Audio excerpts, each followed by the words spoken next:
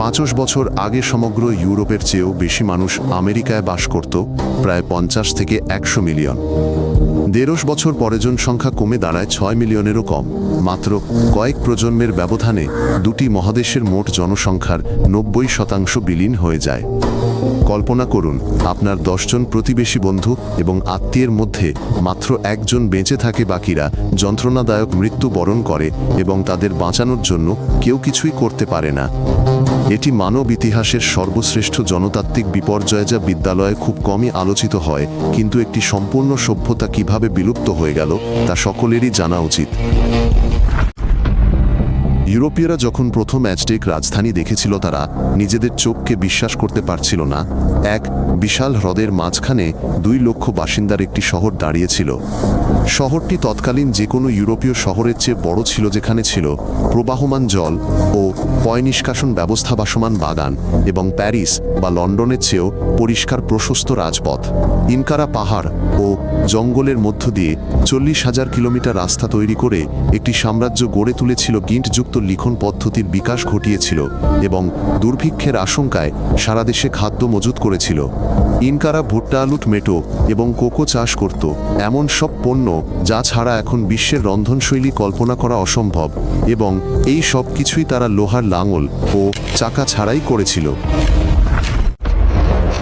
আদি আমেরিকান চিকিৎসকরা ক্র্যানিওটমি করতেন এবং তাতে 70% রোগী বেঁচে যেত, যেখানে ইউরোপে এই ধরনের অপারেশনে প্রতি 10টি ঘটনার মধ্যে 9টিতেই মৃত্যু ঘটত। তারা 2 শতাধিক ঔষধি গাছ ব্যবহার করত, যার মধ্যে অনেকগুলোই পরে ইউরোপীয়রা গ্রহণ করেছিল, যেমন ম্যালেরিয়ার জন্য কুইনাইন চেতনানাশক হিসেবে কোকেন এবং উইলো গাছের ছাল থেকে তৈরি অ্যাসপিরিন। অ্যাজটেকদের চিকিৎসকদের জন্য বিশেষ বিদ্যালয় ছিল এবং ইনকারা এত সফলভাবে অঙ্গচ্ছেদ ও ভাঙা হাড়ের চিকিৎসা করত যে হাড়গুলো সঠিকভাবে এবং কোনো জটিলতা ছাড়াই জোড়া লেগে যেত। আদি আমেরিকানরা পরিচ্ছন্নতা সম্পর্কে সচেতন ছিল এবং প্রতিদিন স্নান করত। অন্যদিকে ইউরোপীয়রা স্নানকে অস্বাস্থ্যকর মনে করত এবং বছরে মাত্র কয়েকবার স্নান করে রোগ ছড়াত। 1492 সালের 12 অক্টোবর কলম্বাস ক্যারিবিয়ান দ্বীপপুঞ্জের একটি দ্বীপে অবতরণ করেন এবং এমন কিছু মানুষের দেখা পান যারা নিরস্ত্র অবস্থায় তীরে নেমেছিল।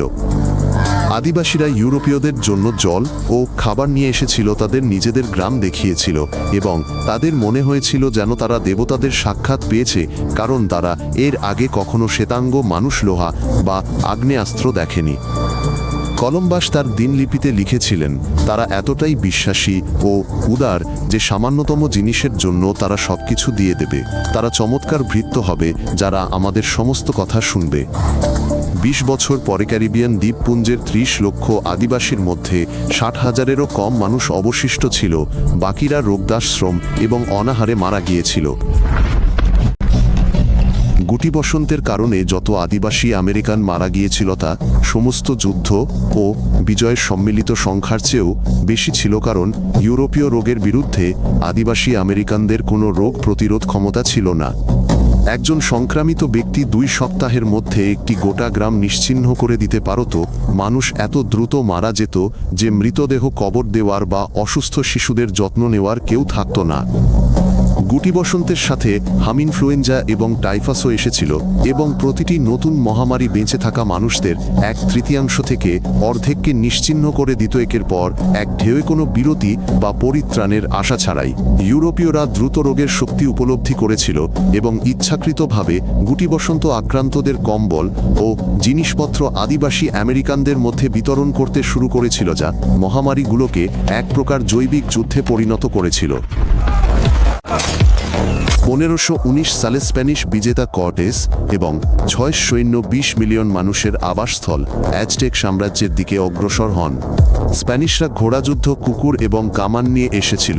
ভারতীয়রা আগে কখনো ঘোড়া দেখেনি এবং ঘোড়া ও আরোহীকে এক বলে মনে করত, আর কামানের গর্জন তাদের মধ্যে আতঙ্ক ও ত্রাস সৃষ্টি করেছিল।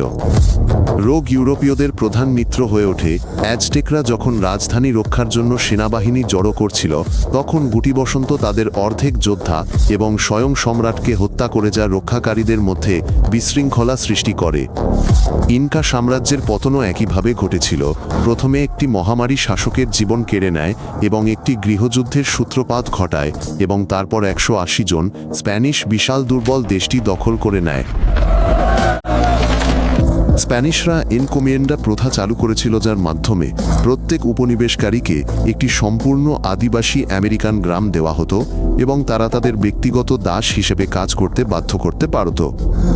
আদিবাসী আমেরিকানদের রূপর খনিতে পাঠানো হতো, যেখানে তারা কয়েক মাসের মধ্যেই ক্লান্তি ও পারদ বিষক্রিয়ায় মারা যেত এবং তাদের জায়গায় দখল করা গ্রামগুলো থেকে নতুন দাস আনা হতো। 20 বছরেরও বেশি সময় ধরে দক্ষিণ আমেরিকার একটি খনিতেই 80 লক্ষেরও বেশি আদিবাসী আমেরিকান মারা গিয়েছিল। তারা সেই রূপ উত্তোলন করত যা স্পেনকে ইউরোপের সবচেয়ে ধনী দেশে পরিণত করেছিল। যখন আখের বাগানে কাজ করার জন্য আদিবাসী আমেরিকানদের সংখ্যা খুব কমে গেল, তখন ইউরোপীয়রা আফ্রিকা থেকে দলে দলে দাস আমদানি শুরু করে, যা 3 শতাব্দী ধরে চলা একটি আন্তঃআটলান্টিক দাস ব্যবসার ভিত্তি স্থাপন করেছিল। 1848 সালে ক্যালিফোর্নিয়ায় সোনা আবিষ্কৃত হয় এবং 2 বছরের মধ্যেই সারা বিশ্ব থেকে 3 লক্ষ ভাগ্যসন্ধানী ধনী হওয়ার আশায় সেখানে ভিড় জমায়। আদিবাসী আমেরিকানরা হাজার হাজার বছর ধরে এই ভূমিতে শিকার ও মাছ ধরে বসবাস করে আসছিল, কিন্তু 20 বছরব্যাপী স্বর্ণের উন্মাদনার সময় তাদের সংখ্যা 1.5 লক্ষ থেকে কমে 30,000-এ নেমে আসে। কর্তৃপক্ষ আনুষ্ঠানিকভাবে আদিবাসী আমেরিকানদের হত্যার জন্য অর্থ প্রদান করত।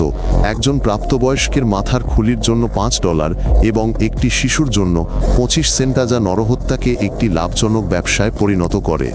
আদিবাসী আমেরিকানদের জমিগুলোকে দাবিহীন ঘোষণা করে বিনা বিচারে বাজেয়াপ্ত করা হয়। পুরো উপজাতিদের তাদের পৈতৃক অঞ্চল থেকে বিতাড়িত করা হয় এবং যে কেউ প্রতিরোধ করার চেষ্টা করলে তাকে বিনা বিচারে ঘটনাস্থলেই হত্যা করা হতো।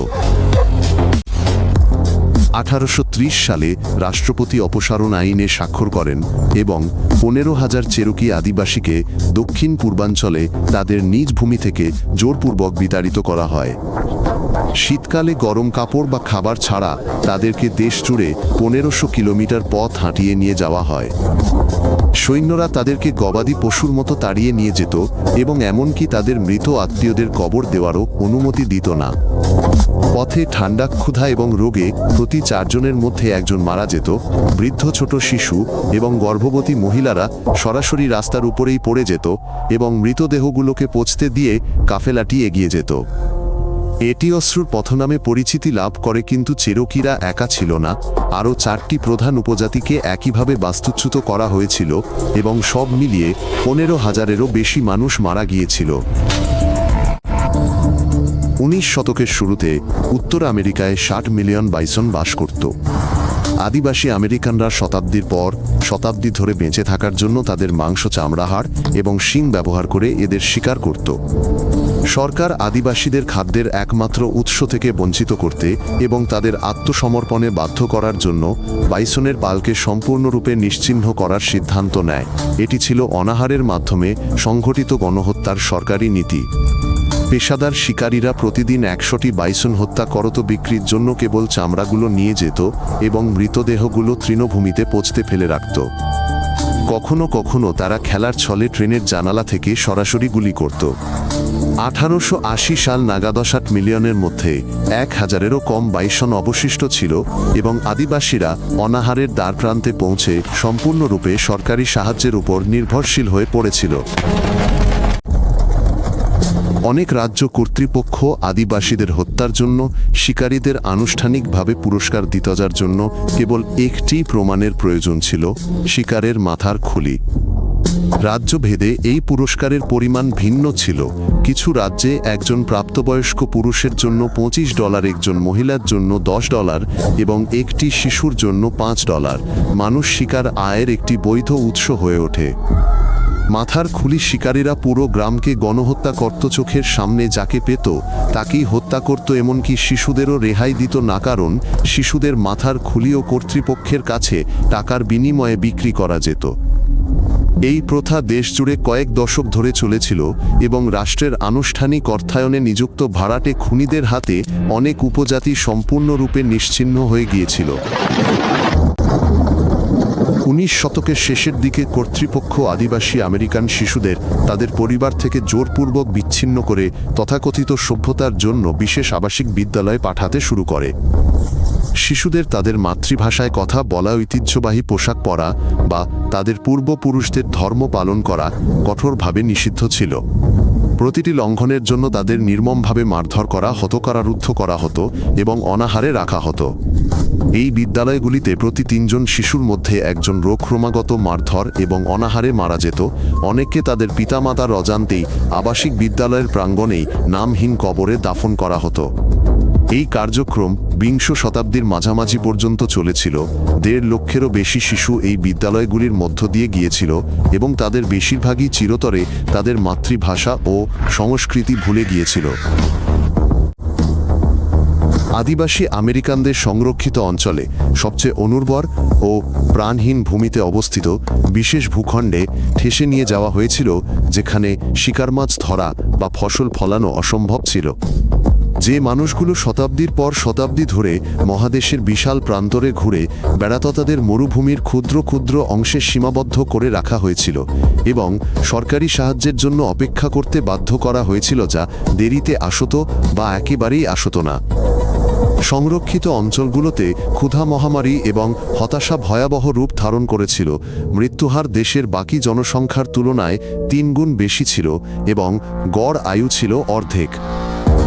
আজও সংরক্ষিত অঞ্চলগুলো সবচেয়ে দরিদ্র এলাকা হিসেবে রয়ে গেছে, যেখানে বেকারত্বের হার 60%-এরও বেশি, মদ্যপানের ব্যাপকতা রয়েছে এবং দেশে আত্মহত্যার হার সর্বোচ্চ। আমেরিকায় 4 বছরের উপনিবেশায়নের সময়কালে 50 মিলিয়নেরও বেশি আদিবাসী আমেরিকান নিশ্চিহ্ন হয়ে গিয়েছিল, যা দ্বিতীয় বিশ্বযুদ্ধের সমগ্র বিশ্বব্যাপী হতাহতের সংখ্যার চেয়েও বেশি। গোটা জনগোষ্ঠী শত শত ভাষা, অনন্য সংস্কৃতি, চিকিৎসা, কৃষি এবং জ্যোতির্বিদ্যা সম্পর্কে হাজার হাজার বছরের সঞ্চিত জ্ঞান সবকিছু পৃথিবী থেকে চিরতরে মুছে গিয়েছিল। ইউরোপীয়রা 2টি মহাদেশে ভূমি দখল করে এবং লক্ষ লক্ষ কৃতদাসের শ্রম ও মৃত্যুর বিনিময়ে ট্রিলিয়ন ট্রিলিয়ন ডলারের সোনা ও রূপা রপ্তানি করে ধনী হয়েছিল, যা আজকের ডলারের সমতুল্য। এটি কেবল একটি দূরবর্তী স্মৃতি নয়, আদিবাসী আমেরিকান গণহত্যার পরিণতি আজও আধুনিক বিশ্বকে প্রভাবিত করে, জাতীয় সীমান্ত থেকে শুরু করে মহাদেশগুলোর মধ্যে অর্থনৈতিক বৈষম্য পর্যন্ত। আজ উভয় আমেরিকাতেই প্রায় 60 লক্ষ আদিবাসী আমেরিকান বাস করেন এবং তাদের অনেকেই তাদের পূর্বপুরুষদের সংস্কৃতির যা কিছু সামান্য অবশিষ্ট আছে তা রক্ষা করার জন্য সক্রিয়ভাবে লড়াই করছেন। কিছু ভাষাকে আক্ষরিক অর্থেই শূন্য থেকে পুনরুজ্জীবিত করা হচ্ছে। উৎসাহীরা পুরনো রেকর্ডিং থেকে একটু একটু করে ব্যাকরণ পুনর্গঠন করছেন এবং শিশুদের এমন একটি ভাষা শেখাচ্ছেন যা প্রায় সম্পূর্ণরূপে বিলুপ্ত হয়ে গেছে। আদিবাসী আমেরিকান অধিকার কর্মীরা চুরি হয়ে যাওয়া জমি ফেরত, অতীতের অপরাধের জন্য ক্ষতিপূরণ, সংরক্ষিত এলাকাগুলোতে পূর্ণ স্বশাসনের অধিকার এবং গণহত্যা সম্পর্কিত ঐতিহাসিক সত্যের স্বীকৃতি চাইছেন। বিশ্বজুড়ে এই আন্দোলন গতি লাভ করছে। আরও বেশি সংখ্যক মানুষ আসলে কৃত্রিম ইতিহাস সম্পর্কে জানতে পারছে এবং স্কুলে গণহত্যার সত্য পাঠদানের দাবি জানাচ্ছে। আদিবাসীদের গণহত্যার ইতিহাস দেখায় কিভাবে একটি সম্পূর্ণ উন্নত সভ্যতা এত দ্রুত বিলীন হয়ে যেতে পারে যখন কিছু মানুষ সিদ্ধান্ত নেয় যে অন্যেরা তাদের ভূমিতে বসবাসের অযোগ্য। এটি একটি শিক্ষা যে কিছু জনগোষ্ঠীর অগ্রগতি ও সম্পদ অন্যের মৃত্যু ও দুর্ভোগের ওপর ভিত্তি করে গড়ে তোলা উচিত নয় এবং গণহত্যা সম্পর্কে নীরবতা আমাদের সকলকে এর অপরাধে সহযোগী করে তোলে। যতবারই আমরা এই ভয়াবহ ইতিহাস ভুলে যাই বা এটিকে ধামাচাপা দেওয়ার চেষ্টা করি, ততবারই আমরা নিহত লক্ষ লক্ষ মানুষের স্মৃতিকে অবমূল্যায়ন করি এবং এই ধরনের ট্র্যাজেডির পুনরাবৃত্তির পথ খুলে দিই। যদি এটি আপনার আকর্ষণীয় মনে হয় তাহলে সাবস্ক্রাইব করুন, যাতে আপনি নতুন পর্বগুলো মিস না করেন। আমরা সবকিছু সংক্ষিপ্ত এবং প্রাসঙ্গিক রাখি।